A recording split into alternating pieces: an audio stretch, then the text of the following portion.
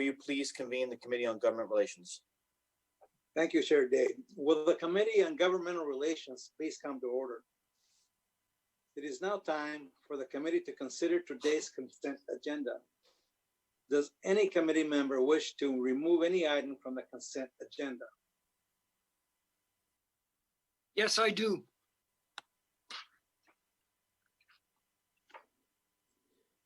It has been requested that item 2, entitled the State Legislative Update, which is an information item, be removed from the consent agenda for separate discussion. Garrett Ashley,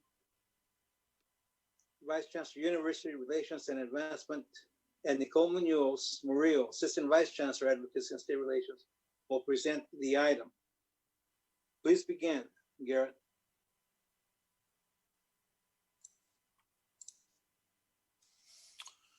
Thank you, Trustee Abrego.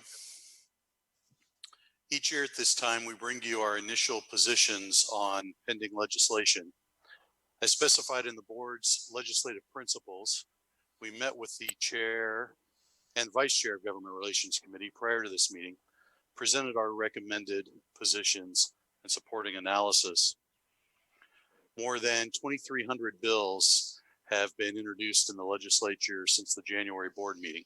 The Advocacy and State Relations team has worked hard to review these bills, engaging experts in the Chancellor's office to produce this initial analysis, giving special attention to legislation that directly impacts the CSU. Nicole is on and will now highlight the most important of these bills and share some additional details of advocacy events. Nicole? Thank you, Vice Chancellor Ashley. February 21st was the deadline to introduce new bills.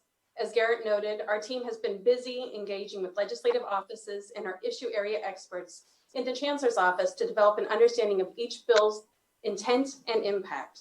The board report is organized into 3 sections. The first section is focused on bills introduced this year, highlighting bill trends, then followed by a numeric listing of Senate and Assembly bills. The second section is dedicated to bills that were introduced in 2019 and continue to remain active in the legislative process. The third section is a listing of bills that are no longer active. These bills are included because during your last meeting, they were still able to advance, but now have failed to meet legislative deadlines and are considered dead for the session. Before I highlight specific bills and bill trends, I want to take a moment to review our positions for the benefit of those trustees who are new to the process. While support and oppose are clear, I want to provide more description to other positions. Pending generally describes our position on those bills where we are actively engaged with the author's office to find mutually agreeable solutions to concerns. Additionally, our numerous pending positions at this early stage may also reflect the need to engage more thoroughly with legislative members or our own Chancellor's Office experts before adopting a firm position. Bills where we have listed a neutral position indicate that we have no concerns with a bill's impacts. Tracking reflects those bills we are monitoring and that raise no immediate or urgent concerns. I'd also like to note that we are at the beginning of the legislative process for the year. While some bills clearly articulate their purpose, Excuse me, Nicole. Yes? Sorry, this is Chair Day. Sorry, given the fact that the legislature has literally left the building and we have this crisis, I think to save us all some time, Trustee Sabales, do you have a specific question you'd like to ask? I do. Let's hear your question quickly so we can answer that. Okay. This is an information item only. Okay, I understand.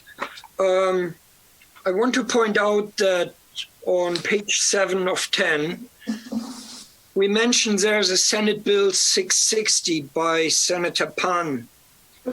This is a bill that requests CSU Board of Trustees and community colleges to adopt the goal of having a ratio of 1 mental health counselor per every 1,500 students.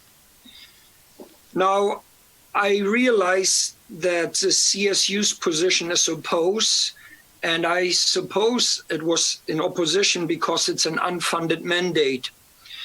This is a 2-year bill, and now it's actually coming back at SB 1083, which is not in your package. I assume that we still oppose the bill, we as the Chancellor's Office. However, I want to relate to you that the Academic Senate, the statewide Academic Senate, has discussed this bill at length. And despite the realization that this would be an unfunded mandate, the statewide Academic Senate is in strong support of this bill. They feel that the mental health of our students is absolutely crucial to their success, to their studying success, and also ever so important in a crisis like this one and the fallout from that crisis.